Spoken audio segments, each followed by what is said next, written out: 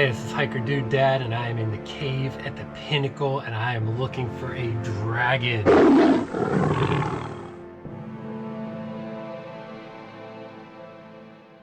Good morning, this is Hiker Dude Dad, and I am at the pulpit on my way to the Pinnacle to talk about the mysteries and legends of the cave. And this past week, I've researched every story, legend, mystery that I could about it, with the intent of going inside today. So right here at the pulpit, we're at 1,582 feet above sea level. The Pinnacle out there is the high point of Berks County. It is 1,634 feet. It was formed more than 225 million years ago. So to early Pennsylvania Dutch settlers, it was known as Zinkup, which loosely translated means Merlin Head. So Merlin Head in medieval times is the on the top of castles, how the stones are staggered. Those are Merlin heads. They give castles a distinct shape. Before that, the native Lenni Lenape in this area called it Cantile or battlements. So to different cultures, it seemed like a castle or a fort. So there's a small fissure cave on the summit. There is a kind of dangerous 20-foot drop called the chimney down into it. I'm going to lower my 360 camera in there, look around a little bit, but then we're going to take the front entrance, which is on the face of the Pinnacle. We're going to find that entrance and go in. Allegedly there's bats, spiders, snakes, and other biota in this cave, but it is freezing cold. I don't expect to see much. It is in the low 20 degrees right now on the way driving up here. I saw 19 degrees on the car temperature thing. So it is cold. This rock I'm sitting on is ice cold, and I'm gonna get moving to the Pinnacle and talk about some of these legends. Let's go. I'm not gonna film too much of my hike to the Pinnacle, but you know, there's just a light dusting of snow. The ground's frozen and crackly. Mountain laurel, evergreens are still green. Just a great looking trail today. All right, arrived at the Pinnacle. So there are apparently lots of stories of unsolved murders and devils appearing on misty nights in the pine swamp below. Allegedly there's an ancient Native American burial ground somewhere down in the valley. It's been lost to time, but spirits still roam, if you will. There's stories of UFOs up here, and one of the big things we're going to be exploring today is the tale of the dragon that lives in the cave right down there. Yeah, so we'll just have to figure out how to get down to that level and in. Yeah, I think on that face there is painted the word venture, and that's like kind of the marker of where you're supposed to go. Right back through that break in the rocks there. Got to watch your footing when you walk back there, because there is the 20-foot drop for the chimney entrance. Yeah, so right through that notch, there you go. If you come bounding over these rocks, you're going down. All right, so here's a method. I've got a reel with some line hooked to a light, hooked to the 360 cam. I'm going to lower that down in there and see what we can find. So this didn't work out too great. I kept bumping into stuff. It wasn't a straight path down. I would have had to turn a little bit and then go down. So I'm going to refine this method because I want to use it at Archbald State Park soon. All right, so I've got my stove on here. I'm gonna try and talk over it. Boiling some water. I'm going to make some tea today, and there's a good reason why. There was a man who lived here. He was born in 1832 by the name of Daniel Ney. He was an eccentric medicine man, farmer who lived just west of the Pinnacle. He owned a tavern which actually straddled Bucks and Schuylkill counties. One end of the bar was in Berks, and the other end was in Schuylkill. And he was known for making a concoction known as mountain tea. I could not find any recipe or description or anything like that. I don't have that today. I am just going to make some Twinings Irish breakfast tea on the mountain in honor of Daniel Ney. Cool thing about him is his tavern had no bell on the door. He had a wooden box and he kept a rattlesnake in it. So whenever the rattle would go off, he would know that he needed to go bartend because he had customers. His father was sort of a medicine man type guy too. He patented a syrup known as Ney's Infant Drops, which was sold throughout Pennsylvania. So mountain tea was allegedly supposed to rival the best tea from China and Japan. My tea is Twinings, and it's going to rival the best tea in Ireland. So I'm boiling, got to go make it.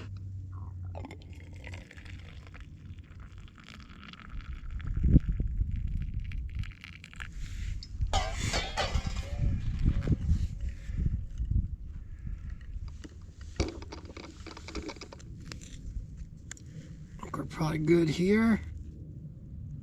Oh, sweeten that up very nice. To Daniel Ney, the medicine man of the Pinnacle. I mean, it's mountain tea. It's Blue Mountain tea if you make the tea on Blue Mountain, right? Cheers.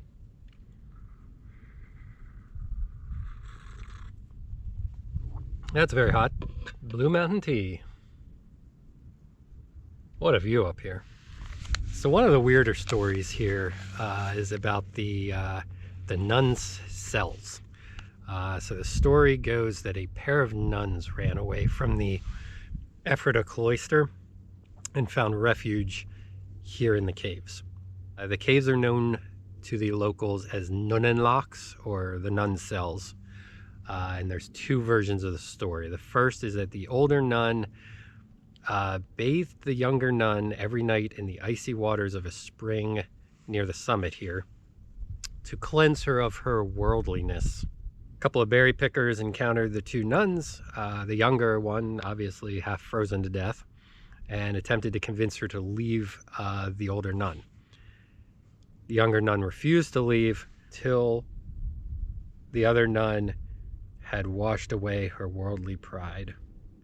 One winter night after the younger nun had received her ice bath and was returning to her rocky cell, her nunnen cell, while wearing a white robe, she was shot and killed by frightened hunters who had mistaken her for a ghost. Since then, the apparition of the woman in white is said to haunt the Pinnacle. Version number 2 says that the two nuns were revered as mystics by local Native Americans who brought them gift of furs and food. One day, a Dutchman from New York was hunting on the mountain and heard crying coming from the cave. He watched the young nun prepare for her ice bath, still an ice bath, and his heart broke when he heard her teeth chattering. He made up his mind to rescue her. He waited till the old nun had fallen asleep, dashed into the cave, forced a gag into her young nun's mouth, threw over her shoulder like a sack of potatoes, and hurried down the mountain. Doesn't say what happened to her after being kidnapped, rescued, I don't know. The older nun, it said, returned to Ephrata, and some say that the former nun only had one foot. Her other foot was reportedly eaten by Blue Mountain cave rats.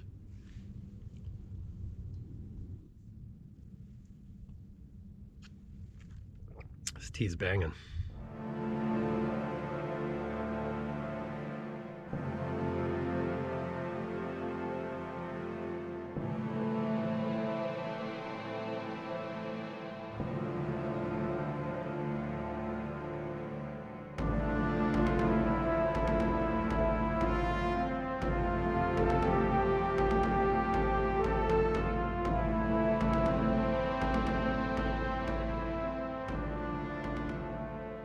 So the biggest story up here is one recounted in an April 25th, 1945 account entitled Der Freirach Draak vom Zinnenkop. So Zinnenkop, again, PA Dutch name for the pinnacle here. The Draak is the dragon. So the fiery dragon of the pinnacle. Written by William H. Rinkenbach. I'll read an excerpt here. About 1925, there toiled up the northern side of the Pinnacle Ridge a party of hunters, which included the late Levi and Morris Hemmerly brothers, who were natives of the region and had often traversed the mountain in search of game. Nearing the summit, another of the party saw a wall-like cliff with a small rectangular opening in its face. One brother remarked to the other, "Sie mean des where der Platz du wo der Drache ne where." You mean it is where the dragon would be. So up there at the summit over a meal, the brothers told the rest of the party of the dragon. And here's some more quotes. For many years, residents of the locality had on dark nights beheld the spectacle of a huge luminous body with a long shining tail emerging from the mountainside, as hazy and impalpable as a softly glowing cloud. At times, it would appear to move slowly along the side of the mountain, while at other times it could be seen against the sky as it passed from the Pinnacle Ridge to the top of the nearby Donutskop.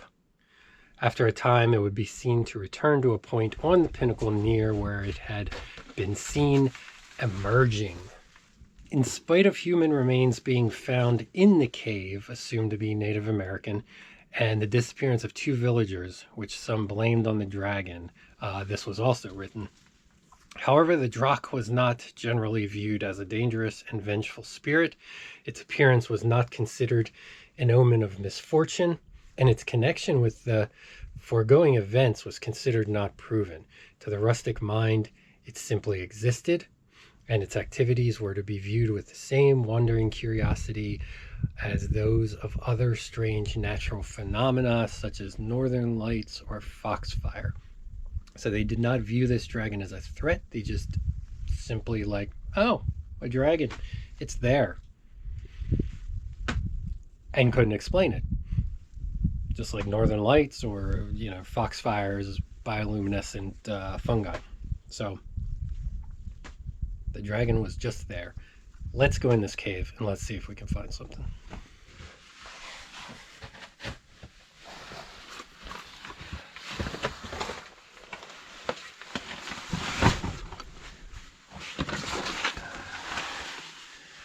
Have a tight squeeze and a quick drop here. This is awesome.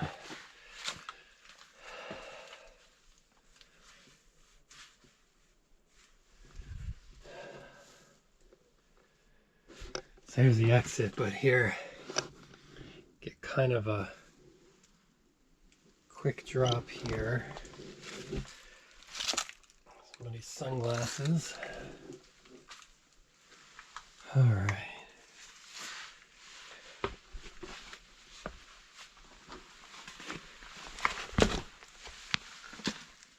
It's amazing, it's so high.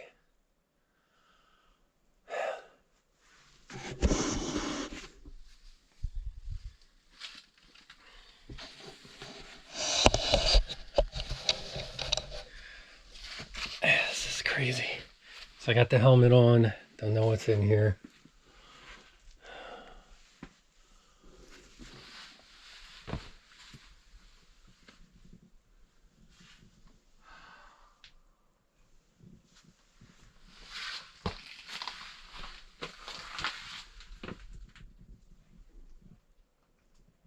seen this boulder on a lot of other videos.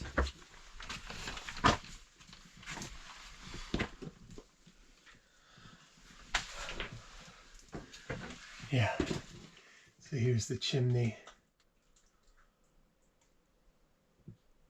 Water dripping down. This is spectacular.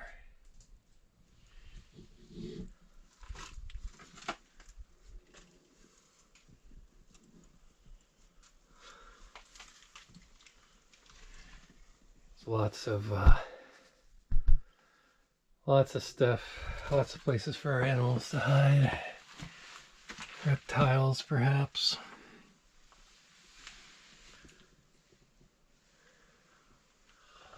All right, so we're right under the chimney.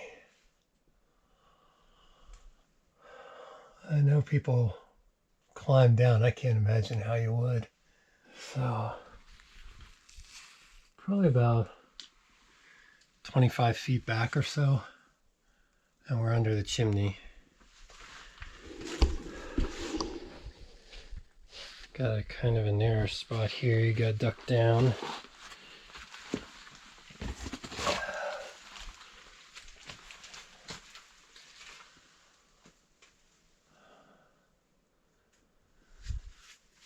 Rocks up there. There's arrows to go this way. Seen a couple of these so far. Some kind of insect egg sac or something. Here's another wedged boulder.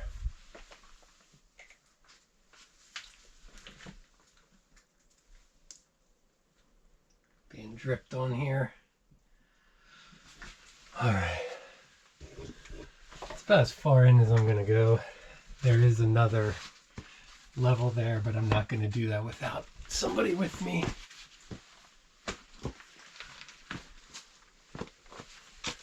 That area back there is tight. I think there's another drop, and just not into it by myself.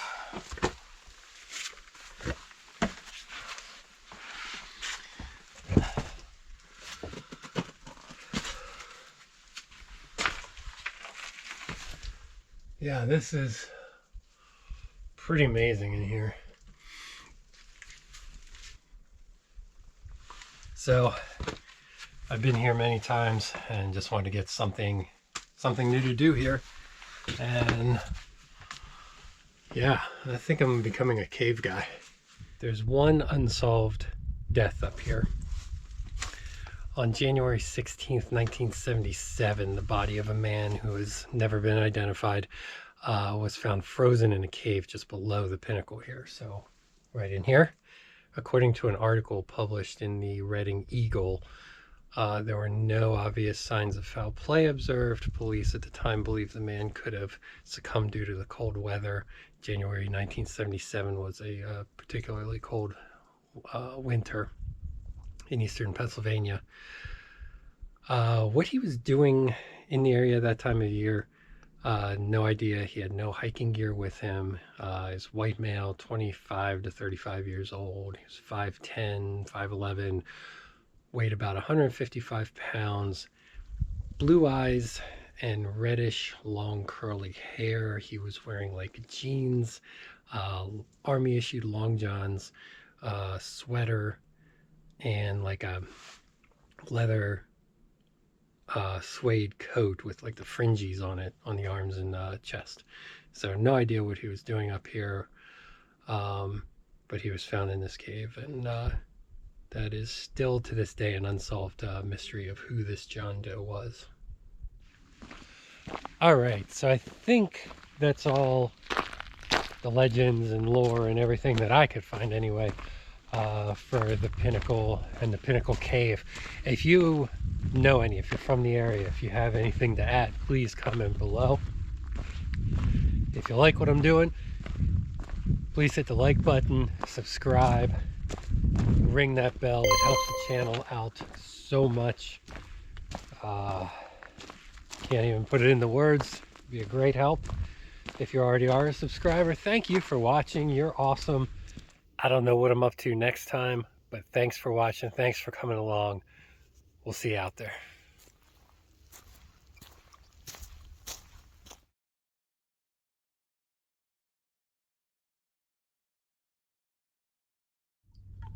Usually a coffee guy. Must have honey was in the bottom. That's awesome.